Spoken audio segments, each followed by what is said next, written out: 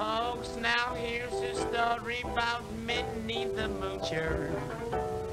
She was a red-hot hoochie coocher. She was the roughest, toughest frail. Minnie had a heart as big as a whale.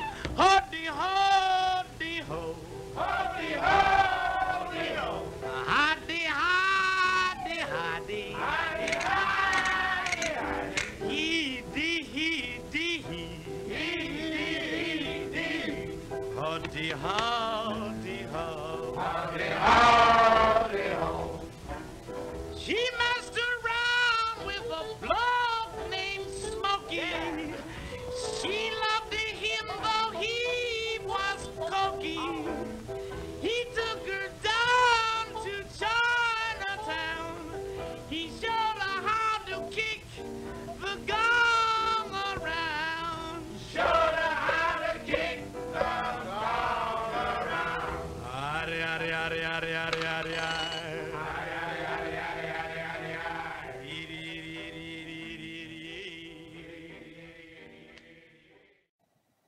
Hi, welcome to Moments with Mimi. And today we're going to talk about special persons, third party rearing its ugly head, or another instance of third party special persons back, but they're not, seeing life how you see it. So, for example, you've imagined an end that y'all are together, that you're married, that you're living together, or something along those lines. And special person has now returned, and you've begun to talk, perhaps even go out. But the things that they're saying to you are not, the things that you were expecting. So the question is, how do I change my mental state so that I'm hearing what I want to hear? I've imagined the end. And this goes back to, believe it or not, the law of attraction. Like thoughts and beliefs attract like circumstances, conditions, events, and people into your life. And those are messages to you saying, this is what you filled this person up with. People are like an empty cup, and it is your perception of them that you're filling them up with. You can change how you see them. You can change your perception of them. Now, some have, gone within and released the third party that's been, wanking around. And things have changed. But the total belief has not been ripped out. So in times of stress, it will rear its ugly head. And this is God saying, do you believe in third parties? And it's the response that matters. So if you've noticed that, there is still a third party, or third party has reared its ugly head, it's no different than God is the virus. Okay? God is the third party. Okay? That's what I mean by that's you in another costume, because that's just a person. God is playing that person, and you're the one that filled that person up with that perception. And that's a tough one to deal with. And if you go in and release them, you've released God. You don't have to play this part anymore. So now here comes the third party again. And, are you seen objectively? And at first, everyone knee-jerks when that kind of thing happens. It takes you unawares, so it's, holy cow, what's going on? What's going on? I released her. Why is he talking to her? And it's usually something very simple because you've released them with love. And now all that you've seen is that there was a phone conversation. You don't know what was said in that phone conversation. You have no idea. You have only been presented there was a phone conversation between your sweetie and the third party. And so now, did you instantly go to Objective Land and start making a story? What kind of story did you start telling yourself? Wait, no, you know what? I am revising that. And this is the beauty of revision. You can really think about it and go back and revise. And, you may do some more stupid stuff, but you can go back and revise. And that washes all that away. So you've been presented this phone conversation. What story are you going to tell? If you release them with love in your heart, you understand that without them, you wouldn't be where you are. And you love where you are. You're with your special person, and you don't have to play that part for me anymore, Papa. Thank you. That's what you do when you release another, no matter what the part. But in this case, it's third party. So you release them. So the response is, comes back with love, and you revise it to be, well, I saw you had. I don't believe that what I was thinking about the third party is true. I don't believe that they were talking about anything except, how are you doing, or how are you doing in these times of stress? Is everybody okay? I just wanted to make sure that you were fine. Or, no, I'm revising this. He didn't get a phone call from her. She's lovely, but he never thinks about her anymore. That just never happened. And then you walk off. It's, wherever you want to take it, but it has to come back with, you don't care, or it's erring on the side of love. And so I'm sure he was just checking on her, making sure everything was fine. Or the one I prefer is, no, that never happened. He never had that phone call with her. That's ridiculous. Papa released her. She didn't have to play that part for us. And I'm not thinking like that. No way. She's awesome. And I'm erasing this. He never got that phone call. It never happened. So and walk off. And you'll see that, it won't enter anymore. It's in times of stress that you'll have, fear and doubt, maybe some guilt crop up into your thoughts, and you're probably even not aware of it. And it could be just a mood, or, something that just tweaked your chain, So things like that. Now, if the special person has just come back, then you listen to what they're saying. What is it that you don't like about it? Well, he says we can date anybody, and it's okay.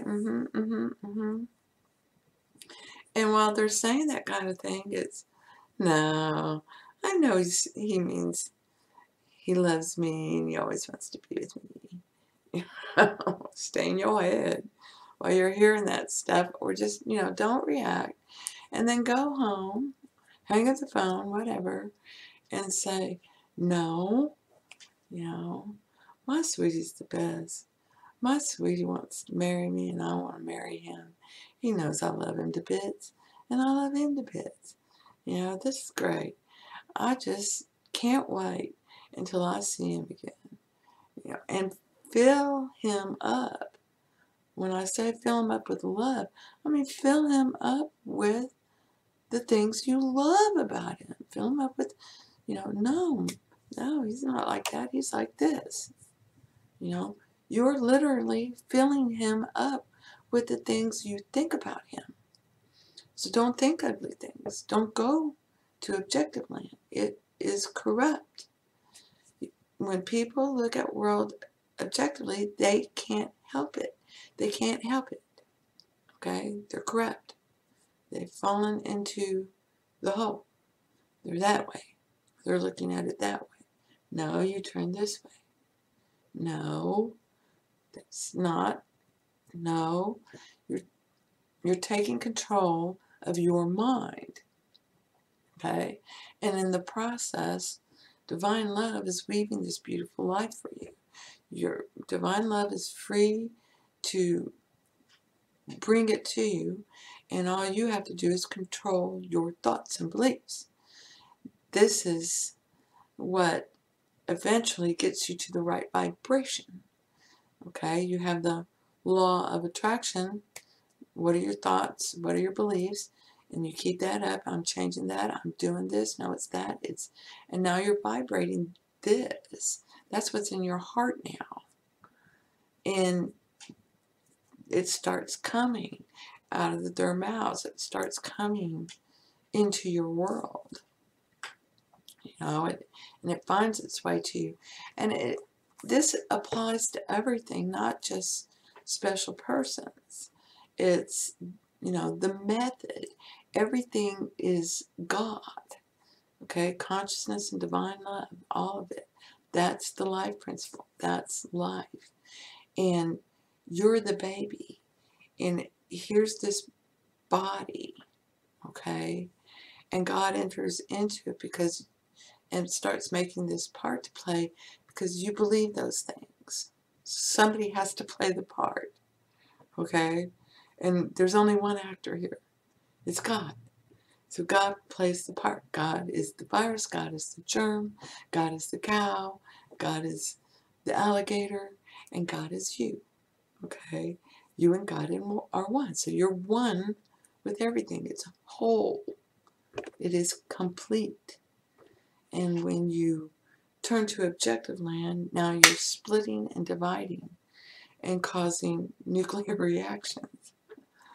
So it's about, you know, keeping it cool, and not letting that thing, you know, get you on fire. So you want to give the cold shoulder, like Betty Boop, you know, to the things that crop up. And that's, Neville Goddard would call that, you know, you just hold that in derision. That's what the Bible says. You know, and derision comes in many forms. I like to laugh at it, okay? I just like it. I like the comedy side. So I laugh at it, you know, and I tend to relate it to music or books or film or television or something that I've seen because it's all an allegory. You know, it's not just the Bible's an allegory. Everything's an allegory. When you're illuminated, you understand that there's two sides to everything, and it's just the whole. Okay? There's a tails, there's a head, it's just a coin. Okay? It's the whole. It's the same thing. We all come out of the same place. Somebody has to play the role. Okay? If it was thought of and imagined, somebody has to play the role. So I hope this helps. It's important to understand that when you're releasing others, when you're still seeing life subjectively, so you see others, to really, you know, the good mental diet is to be wise and don't speak, you know, listen and just say, well, you know, that's interesting. And you just keep eating you know, and just whatever. And you can change it in your head while it's going, or you can just go home and say, you know, no, that whole date was wrong, or whatever, and change it. And it's to err on the side of love. You know, you appreciate that third party for showing you that you believed others could be like that, and you just don't believe that anymore. You know, and no, he never had that phone call. There are no third parties. But I love my papa. He's so cute. And then, you know, go in the mirror. Love you. You trickster. Go have some fun with your sweetie. You know, and it's really, you'll be surprised. It's your bad mood or whatever that's infecting others, and everybody knows that too. Okay, you walk in here with a frown all the time, you can bring everybody down. These are things that are a part of your life already. It's you're recognizing that they are what are have been told to you are just feelings or just moods. That's just what you think, you know, that those things aren't important. And they are. They're the most important. And, you know, that's the show. That's the game. That's life. You're supposed to get past all the muck, you know, and realize it's all whole. It's all perfect. And it's all one. And it's all God. Consciousness and divine love. And you, the body, okay, are not alive, really. If you weren't conscious and imagining and loving on stuff, then, you know, right, you'd be dead, right? Right. So this is just a costume, okay? And when you're caught up in the role, you worry about the costume, okay? I'm going to lose my costume. No, okay? Your costume's perfect. It's beautiful.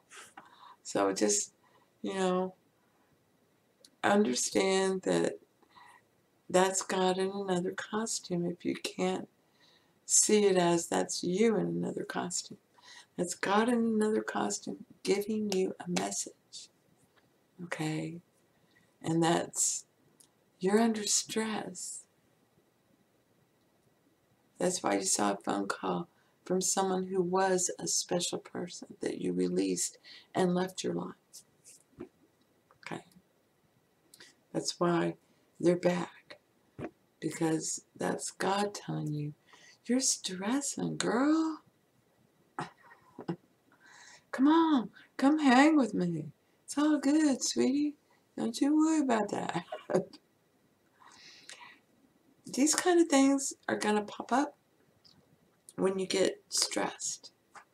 You know, and you never know what thought or belief is going to be pulled out to show you, hey, you're thinking this, you're thinking that. You know, because the words don't matter to Pops. It's the feeling that matters. Mom and Pop are feeling. They got your temperature. They're always feeling, okay?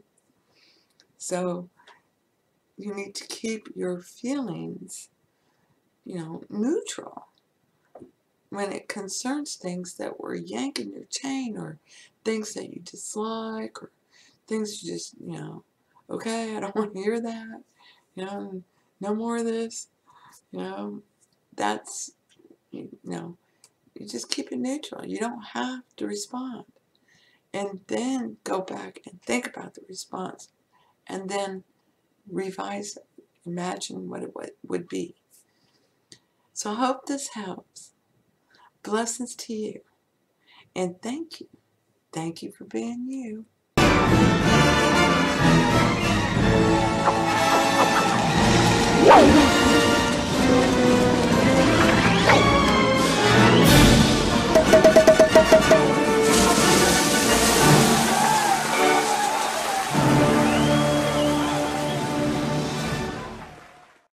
Folks, now here's a story about Minnie the Moocher. She was a red hot hoochie coocher. She was the roughest, toughest frail. Minnie had a heart as big as a whale.